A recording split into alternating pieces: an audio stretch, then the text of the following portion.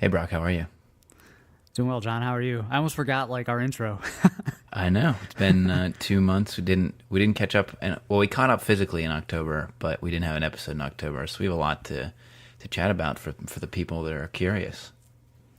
Yeah, we've been hanging out in real life and not doing podcasts. I know. I did think about when we were in LA, we should have had recorded a podcast in person. That might have been. It might have sounded weird though.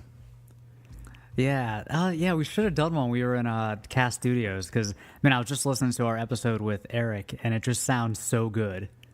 Oh, I know. So Eric, his sounds really good, and then Raphael's episode was recorded there too. So those both of those will sound like outliers in our library, but because they're professionally recorded, and it sounds really good. Yeah, don't get used to it. Well, I don't think we even caught up since we met up in New York the first week of October, and then we were together the third week of October in LA, and then we were just together this past weekend in DC. So like all of a sudden, we never really spent time together physically, and then all of a sudden we were just together constantly. Yeah, we met for the first time in person last year at the Menfluential Conference, and we had already known each other for a while at that point. And then, so that was like the only time we had hung out in person, and then all of a sudden, like boom, boom, boom, we had like three real world experiences, which was fun because they were all very different. But yeah, it's been an awesome like 3 months.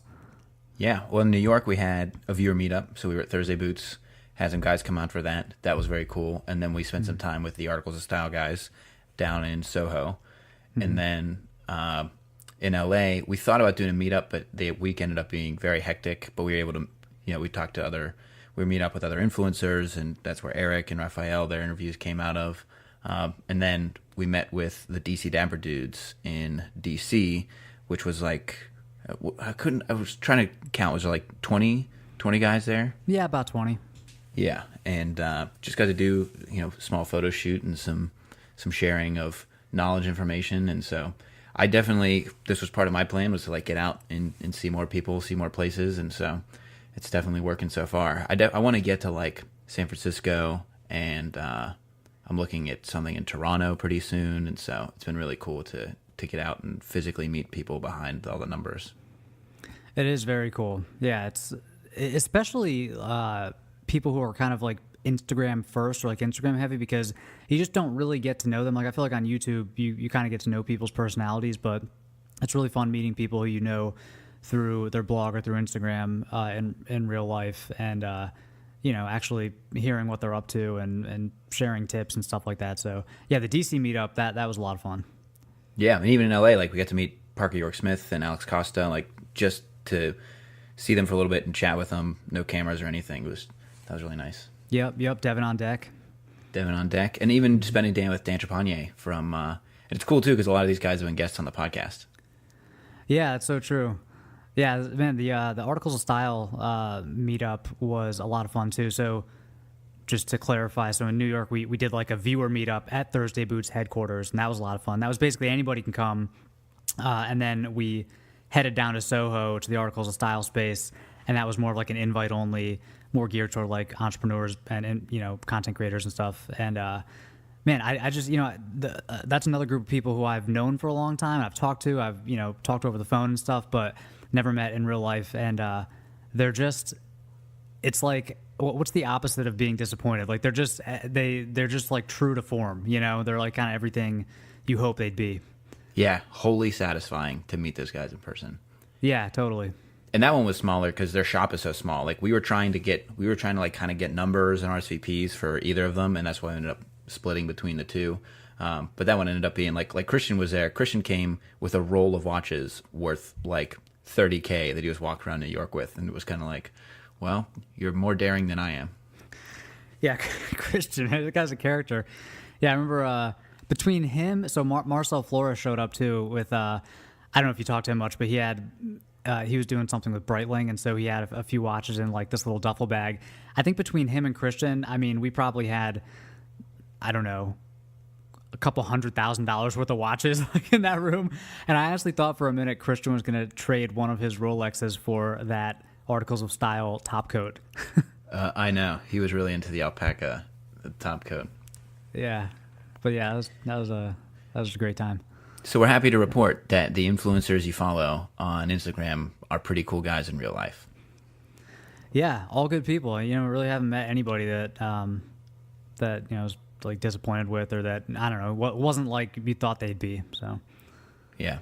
But LA was pretty cool. We got to spend time with like Travis White and Eric from Beard Brand, and that one I was excited to go into just to like record some videos with you guys, but then to go around like Hollywood and see the different parts of the city. Like, I'm so used to playing Grand Theft Auto, and I had some out of body experiences because it's so accurate, the map in Grand Theft Auto to LA.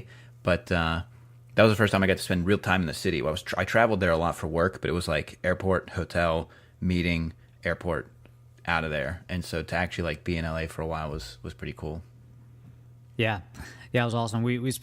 I spent most of my time in Hollywood. I think you got around a little more, went down to Santa Monica and stuff. But yeah, it's such a big city. I feel like you could go there, 10 times and not see everything. Yeah, well, we literally didn't leave that like 4 mile radius of West Hollywood. Like, we didn't go downtown. I made it to Santa Monica like briefly, and then I hiked the Griffith Observatory. But other than that, it's like, yeah, I can definitely go back 5 more times and see different stuff. Totally, yeah. And we did do some. We got a few very nice photo shoots in, so that was a lot of fun. Which is funny when you're doing that, when you're walking around with 10 guys and a bunch of cameras and like outfit changes in LA. It doesn't seem weird because there's like another group doing the same thing across the street. Oh, I know. And I even ordered, coming back from that, I ordered one of those pop-up tents for like changing out in the wild, and I had to order an extra tall one. But I'm excited to actually put that into practice because I've changed in my car quite a few times. Yeah, it definitely makes it easier than changing the car. I feel like Andrew Snavely from Primer Magazine is like a pro. Like, he knows all the spots. Like, he's got the tent. He's got the cameras. So it was fun actually, hanging out with him. Knowing where to go. So the one reason that we have photos when we're out in the woods is I really wanted to go to the spot from La La Land, Kathy's Corner, where they where Ryan Gosling and Emma Stone dance. And we found out the hard way that you can't drive there. It's like blocked off, and you have to hike there. And so we had an Uber take us most of the way, and then we were just like hiking. We didn't end up finding it. We got some good photos. Those are the ones with like the brush in the background that are on both of our pages. But I then later like hiked all of Griffith Observatory and ended up going like 10 miles through the Hollywood Hills, and I found it. But it's very close. You can tell that it's this place that they shot, but they definitely added some lights and benches and all kinds of stuff to make it part of the shoot. So that was like one of the things I wanted to do while I was out there, was to hit that corner. Very nice. Yeah, we couldn't quite make it that first attempt, but I'd say definitely one of the highlights of the trip for me was the last night spent with you and Justin Jeffers from Jay Butler and the Fine Young Gentlemen. I can't really give all the details, but it involved Thai massage and scooters. And yeah, we hunted electric the bird scooters down like all over the area, and then got some ice cream and rode around. It was wild. Yeah, great times. So that was LA, and then I went to Marrakesh. That was for a wedding. I booked this like months ago. One of my friends was getting married, and I knew very little about Morocco. I traveled to Europe a lot, but Africa is a whole different beast. And so I was sharing stuff while I was traveling, and I have vlog videos shot. I have to get those kind of edited down, and just showing the whole process of the trip, like packing, traveling. I said to my wife, like, I've traveled hundreds of times for work, and I never have issues with like delays, layovers, or anything. And every time I'm with her, we have like major problems. It was a real trip to get there, but then stayed in the old city.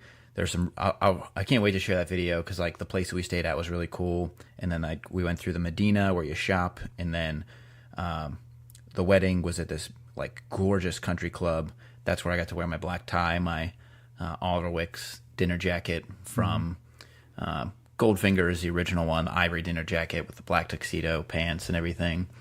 And then spent the day in Amsterdam. On the way back, did a chocolate tour in a vintage Fiat 500, and then made it home completely exhausted because the trip back was like 30 9 hours from the time we left Marrakesh till we like got home, because we spent some time in Amsterdam. But that was a very interesting trip, and I can't wait to share some of that video. Oh yeah, I'm looking forward to that because I was following along a little bit on Instagram, and all the spots that you guys took photos looked amazing. Like all the backdrops, all the colors looked really cool, and yeah, that black tie outfit was on point. I couldn't tell. Were you wearing a watch? The Cartier tank picture that I shared was the watch I was wearing, but it was tough to see on there. I have the tank from Theo and Harris. I had the tank and the GMT, and when they asked to send it back, I was like, well, can I keep the tank for like 2 more weeks? I'm good. Like, I need it for black tie. And they were like, yeah, sure. And so, yeah, I wore the tank for that, and it was like, it's so perfect. There's been a few times where I've like really just debated just keeping that watch and just paying them to keep it, but I love that watch. Yeah, that's what would they list that for, do you think? I don't know. It would be around 2,000. It's like a vintage. It's 18 karat plated. It's not filled. I think I would want a filled one, but it is a mechanical, like a hand wound movement, not a quartz. And so that's why I'm like hesitant on it. But my wife has always wanted one. I mean, it's unisex, so we could both wear it. So it's like, what other reasons do you need? Yeah, I mean, it's an investment for both of you. It is. And you got a new watch since the last time we talked too. I did. I haven't really been showing it because I'm not sure if I'm going to keep it. I'm having some problems with that one. I mean, not problems. I don't know if I should keep it or not because it's very similar to the one I already have. But yeah, so it's a Rolex Oyster Perpetual 34 millimeter with the date, and it's got like this like smoky gray dial, and it's on the Oyster bracelet. It's in amazing shape. Like it's probably like an 87 or an 88, but it's definitely been like refurbished or just kept in a drawer because it came with box and papers. It's in like perfect condition. Awesome watch. I actually really like the 34 millimeter size, but I have the Datejust, and it's a dressier watch, but it's very similar. And I don't know if I can justify having both. So yeah, I've been thinking about that. But this is the first time that I haven't really been, like, I feel like my collection, I'm kind of wearing like the same 2 or 3 watches, and I'm pretty happy with where it is. So I haven't been like looking around a lot. Right. That's good to have that satisfaction. I've been wearing the Undone watch that I shared a lot. It's more like a field, it's like a retro-inspired field watch. I have a video going up on that pretty soon, but I've been wearing that a lot, which I like. And it's a chronograph, but it's if you do end up not really liking that Rolex, I think you have a podcast host that's been eyeing up some Rolexes. Oh, would you be interested in that one? I would if I had just hit 100,000 subscribers right now, I would probably get it as like a celebratory thing because I know it was a really good deal too. And if I'm gonna get a Rolex, I kind of want the box and papers. Yeah. So. But I also told my wife, I've joked with her that I would buy like a nice watch, an Omega or something for every son that I have. And so, maybe I'll get one in the next 9 months or so. Well, you did hit 50. Yeah, but I don't get a plaque or anything for that. I got a long way to go for that. So yeah, we'll see. Yeah. I mean, this can be a recurring segment every month, tempting me with a Rolex. Yeah. I mean, it's funny. Like once, I still really like Rolex, and like I really like the 36 millimeter Explorer. Like I don't know. I like Rolex for a lot of different reasons. But once you have one, I don't know. You start thinking about other brands too. Like I don't know. Like, there's something about like you ever meet like a watch enthusiast or a watch collector that doesn't have any Rolex, and they just don't care at all. I feel like there's something very evolved about that. they're just kind of beyond that. But like I've been looking at Grand Seiko a little bit, and it's hard to find a smaller Grand Seiko. There are actually some in like I guess what they would call like women's or unisex lines, but those are super nice, and like they'll never carry the same like cachet as like Rolex or Patek or anything like that, but they're just so objectively nice, and they look so good. Well, I think they carry it in the right circles. Like, they carry it within the TGV, like, Urban Gentry Watch Gang group. Like, those guys would regard it even higher than Rolex, I think, with this particular models. And actually, I did a video with Teddy Baldessar, the watch battle, and one of my favorite stories from that was there was a guy in his collection. He had a bank account named Rolex, and he was putting money away for the Rolex. But then when he went into the AD, he walked out with a Grand Seiko, and it's like that's been my favorite watch story like that for a while. And it's true. It's like they're beautifully made. They're like elegant, and they're made to be on par with Rolex. Yeah, that is a great story. So you should make a bank account called Grand Seiko, and then maybe you'll come home with a new Rolex. You'll come home with the Explorer you've been eyeing. Probably. But yeah, I mean, the good thing is, when you like with that little Oyster Perpetual, like especially if you get a good deal on it, it really is. I mean, I hate to talk about watches as an investment because you never know what's going to happen, but they just hold their value so well that you really don't have to worry about it. Like you can kind of buy one and it's almost like its own currency. It's like a Bitcoin or something. Like you're going to be able to sell it for as much or more. So it's not like, I don't consider it risky. It's just like, the only thing that could happen is if you lose it, but otherwise it's more just it's more of trading than buying, Yeah. And the whole market now keeps going up. You keep seeing like, is the Rolex bubble going to pop or something? But I don't know. Yeah, people keep asking, but then they just raise the prices. So who knows? They only become more desirable the less you can get them. It's true. Well, should we talk about some of your new videos? Well, you hit 50,000. I think our last episode you hadn't hit 50,000 yet, right?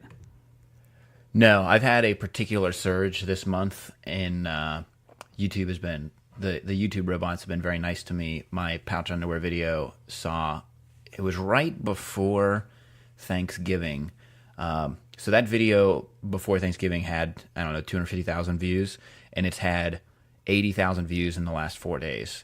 It's like all of a sudden YouTube put it on a bunch of people's homepages, and so I was on my way to 50. I thought I would hit 50 like in December, but all of a sudden like it really exploded. And so I think in October I had like 45 or maybe 40.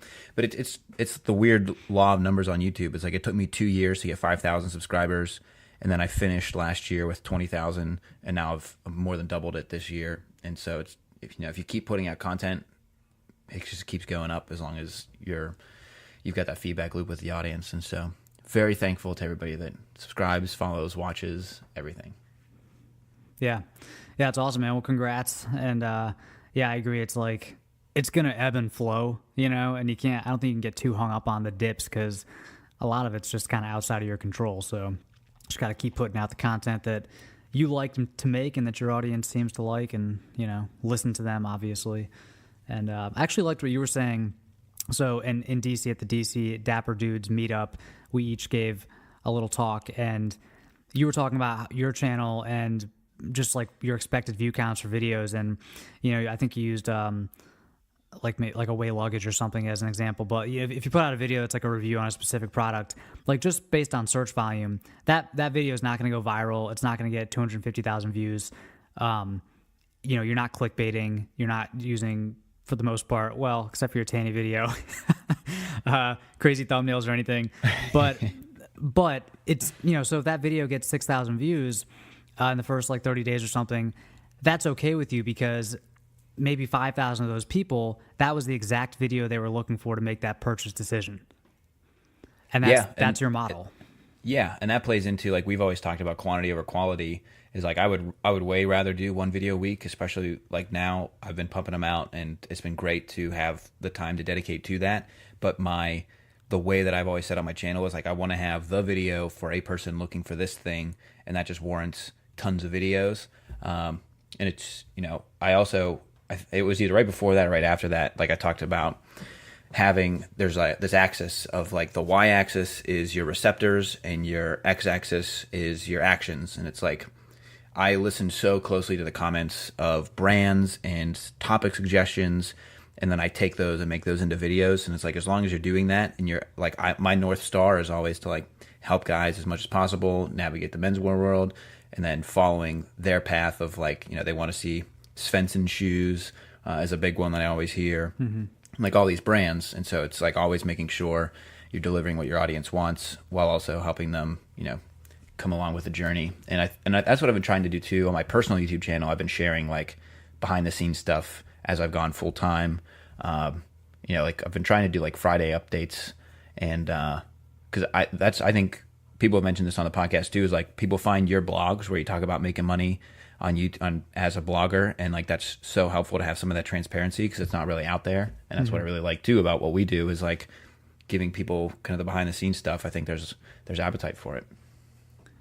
Totally, yeah. I think people who are interested in doing similar things really need the behind the scenes stuff. And I think people that aren't still find it kind of interesting. So I really love sharing that.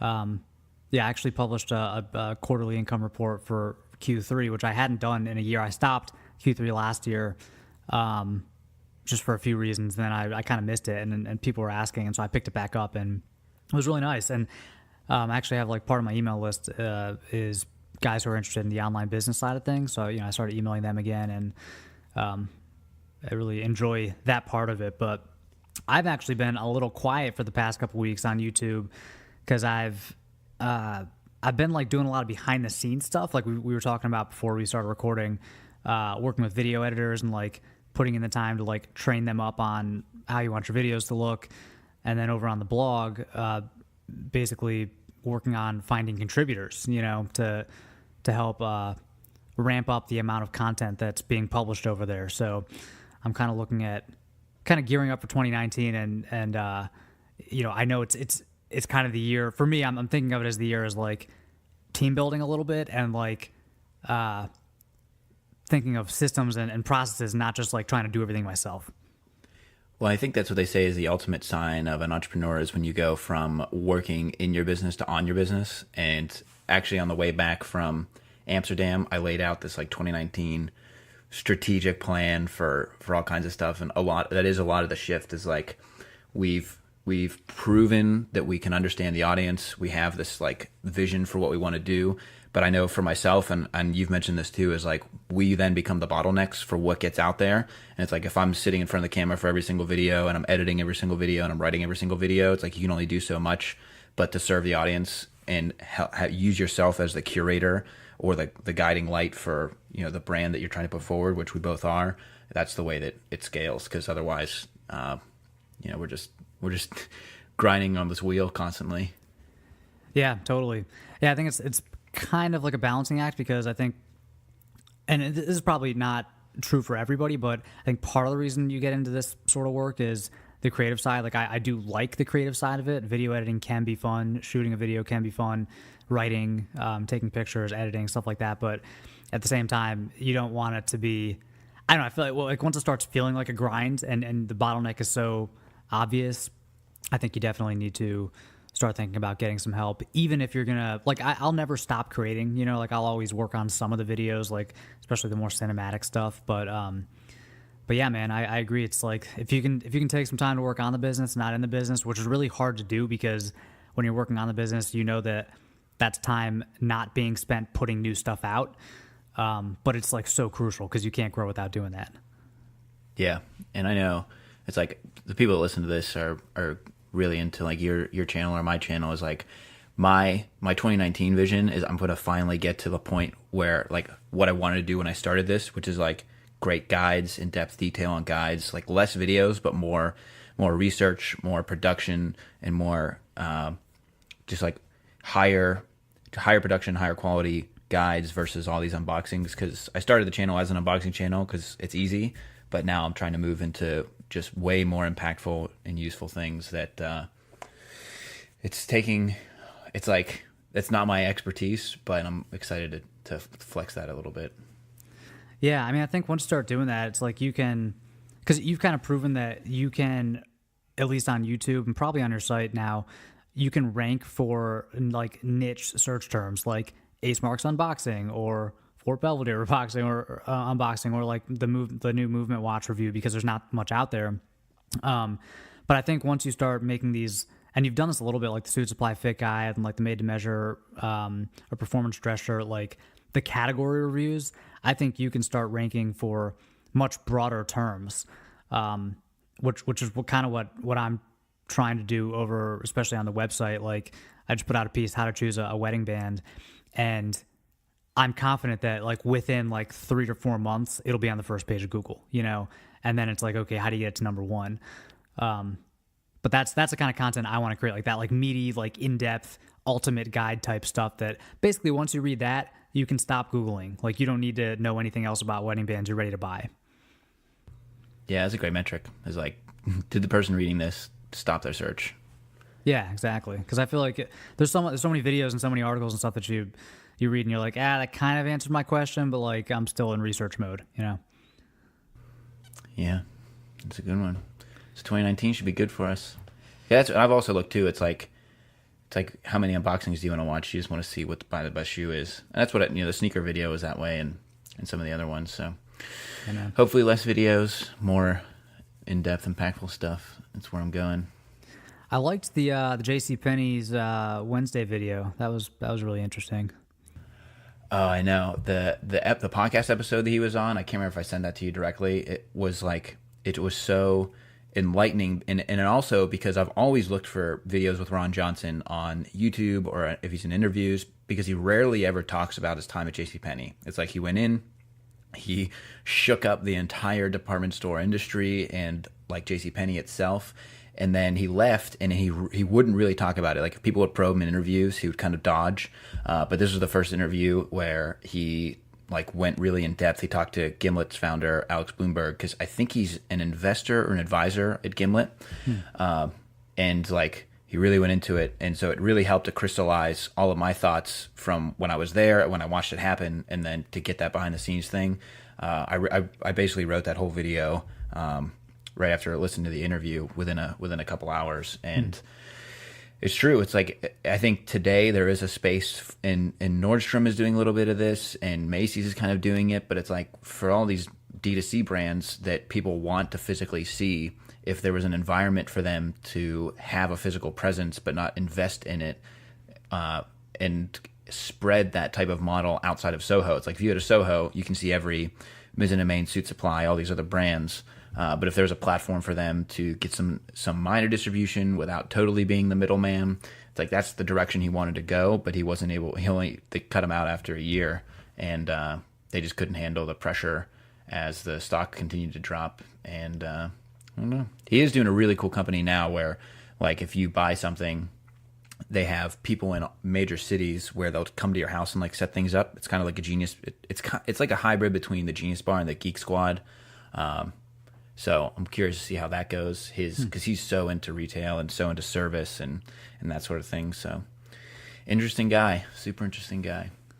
Yeah, yeah. I remember I had a similar experience where like that was during that era. That was like one of the first times I like walked into JCPenney. I was like, oh, this is different. I could actually buy some stuff here. Right. And like the staff even seemed different. Like I mentioned it, and someone's like, yeah, like they've changed a lot. Like it's pretty cool. Like, oh, that's neat. Well, his whole thing, I think I forgot to mention in the video, like his whole thing is he wanted the service people there to act like Apple Store employees, where they were like engaged and excited, and they didn't have to sell you anything. Like when I worked at Apple, it was like you didn't have to attach an accessory when you were selling a phone, which is what like Verizon stores do. It's like they just wanted these like really passionate, engaged people. And I don't know, maybe it's tougher to replicate in the department store model than technology, because like not everybody has a JCPenney tattoo. That's true. And again, not everybody has an Apple tattoo. I know there's gonna be one less of them as I continue this laser treatment. Oh man, how long does it take? So far, it's been about 2 years since I started the lasers. I was talking to Mike Magapinlack at Man Camp about, he's looked into it, but he hasn't started some of the laser treatment. I'm gonna do a video on it because I'm probably gonna call it like my $2,000 tattoo because it's very painful, very expensive, but I see it as like an investment in myself. It's like I just want to get rid of it because there is still stigma around tattoos. Yeah, my I was just home for Thanksgiving, and one of my brothers has a tattoo, and then both of my sisters have, I think, a couple, and they were trying so hard to convince all of us to go get a tattoo. Like there's six of us siblings, and I was like, no, guys, like I'm not getting a tattoo. I was like, well, once you have one, like for you, it's no big deal to add another one. For me to just go out and get one, that's a big deal, So Yeah, and they are totally addicting. Like my problem with the tattoo isn't what it is; it's where it is. I put it here because I thought I could cover it with a shirt, but I can't. It's like if I had an Apple tattoo on my butt cheek or something, I wouldn't really care. But it's like it's exposed at times that I don't need it or want it to be.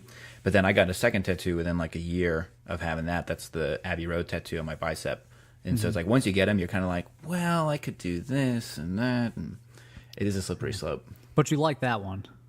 Oh yeah, I love the Abbey Road one. I got both of both of my tattoos. I have friends with a matching one. So I have one of my roommates has an Apple tattoo in the same place, same tattoo, and then another one of my former roommates has the Beatles one.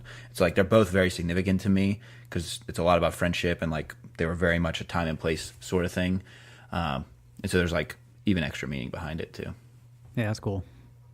And my wife has been begging me to get another one, which is related to like a band that we really like, but we didn't pull the trigger on that yet. But she's pretty close.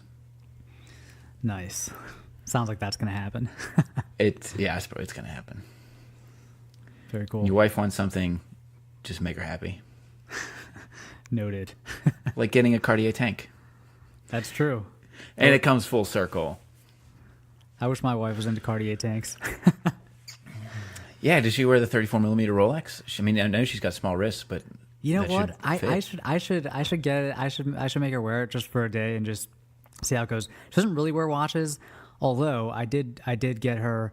Well, I should say Nolan and Darnell hooked her up with a pair of vegan Thursday boots, and she loves them.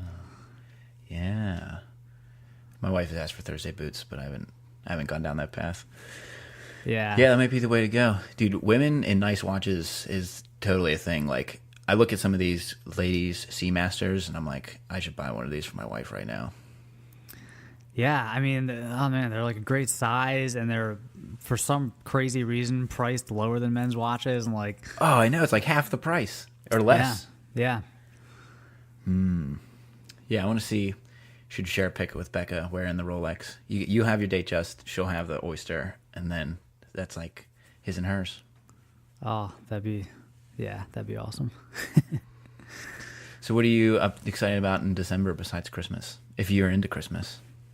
Yeah, I'm gonna go up to New York a couple days before Christmas, do a little holiday party with the Peter Manning guys, and do some work up there, and then go home down to Maryland for Christmas and New Year's. So that's gonna be great. But yeah, besides that, it's like a planning mode for me right now. I mean, I do have a couple pretty good videos, like pretty meaty videos coming out, and some good content coming out. But it's not going to be super productive for the rest of the year. I'm more in like planning mode for 2019 and like really just trying to spend that time on the business and think about my daily routine and what I want for the Modest Man, for Peter Manning next year, and that's kind of the mode I'm in right now. That's good. Maybe in December we can talk about my routine thing because I've been in the middle of a big shakeup. But I'm happy to not go anywhere in December. Like I'm not traveling. My schedule is very much similar. It's like planning, be home with the kids. We're doing a lot of like activities with them, like Santa stuff. But otherwise, it's like I'm just gonna be home in dad mode and work mode, setting up for 2019. So Awesome. if people want to share their 2019 stuff, I'd love to hear that. You can hit me up on Instagram. Yeah, for sure. Man, we need, at one point we need like either like a website that people can like comment on episodes, or like a YouTube channel where we upload these as videos so people can comment if people have any thoughts about whatever we talked about, or like suggestions or questions, These do go up on YouTube. If you search Buttoned Up on YouTube, it auto posts the videos over there. I think there's like 5 subscribers. I only started doing it like 4 or 5 episodes ago. So yeah, if you want to find that on YouTube, we'll catch you over there. Oh man, I gotta subscribe. Yeah, I think I still have the email alerts turned on for that one because there's so few over there. Most of the 95% of the downloads are iTunes. Cool. Yeah. Just I'm finding it now. That's awesome. Yeah, so it's some weird thing that Podbean automatically sends over there. So yeah, if you want to chat over there, Brock and I will be hanging out. Cool. In the YouTube. And then, yeah, I think maybe not in the YouTube comments, but if you DM, if you have somebody that we should have on as a guest, because we've got guests through the rest of the year and got some cool guests, but we're always looking for more because like I can only search Instagram for other influencers and people can only ignore me so much. True. Yeah, I feel like if you can send somebody like a screenshot or something, it's like, yo, our listeners are requesting you. That's like a very compelling ask.